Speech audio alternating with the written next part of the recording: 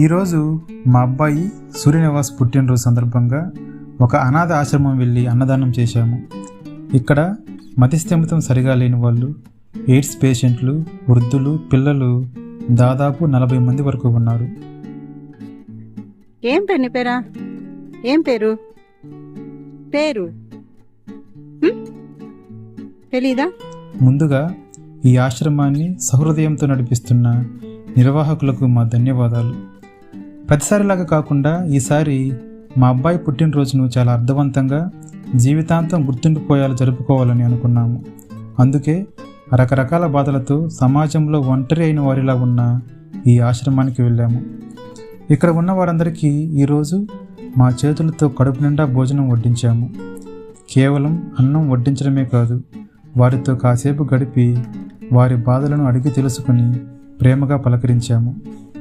మేము చూపించిన ఆ కాస్త ఆప్యాయతకి వారి కళ్ళల్లో కనిపించిన ఆనందం, తృప్తి మాటలలో చెప్పనలవి కాదు. ఎంత సంపాదించామన్నది ముఖ్యం కాదు.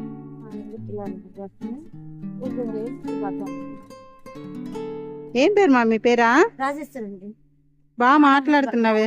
కాదు, మన వల్ల ఎంతమంది ఆకలి తీరింది, ఎంతమంది ముఖాల్లో నవ్వులు పూసాయి అనేది నిజమైన సంతోషం. మా పిల్లలకు కూడా చిన్నప్పటి నుండే ఇలాంటి సేవా గుణాన్ని, తోటివారిని ఆదరించే తత్వాన్ని, సమాజం రుణం తీర్చుకోవడం గురించి నేర్పించాలన్నదే మా తాపత్రయం. డబ్బుతో మనం ఎన్నో వస్తువులు కొనవచ్చు, కానీ ఒకరి ఆకలి తీర్చినప్పుడు వారి కళ్ళల్లో కనిపించే ఆ తృప్తిని, సంతోషాన్ని ఏమిచ్చినా కొనలేము. పుట్టడం మన చేతుల్లో లేదు, చావు కూడా అంతే. కానీ బ్రతికిన 4 రోజులు నలుగురి ఆకలి తీర్చడం మన చేతుల్లోనే ఉంది. ఈ పుట్టినరోజు వేడుక మా మనసుకు ఎంతో సంతృప్తిని ఇచ్చింది. అక్కడ ఉన్న వారందరి ఆశీస్సులు మా పిల్లలకు ఎప్పుడు ఉంటాయని నమ్ముతున్నాను. బాగుందమ్మా భోజనాలా?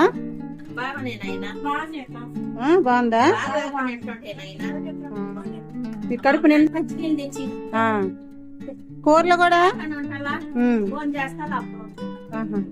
కూరలు కూడా అన్ని ఉన్నటి మీకే వండిస్తాము, మళ్ళీ వేసుకొని తినండి అన్ని.